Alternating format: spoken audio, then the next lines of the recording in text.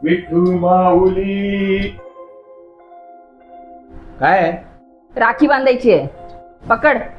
अगं, रक्ताचं नातं वाहे झुळू झुळू खोल वेलीवर डुलती दोन मनमोजी फुलं तिच्यामुळं उजळतारी मंद मंद दिवा शिकविल कान त्यानं रोज काय रावा काय आलं?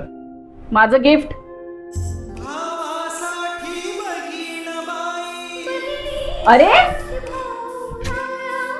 दोघात दाटलेली आभाळाची माया दोघात दाटलेली आभाळाची माया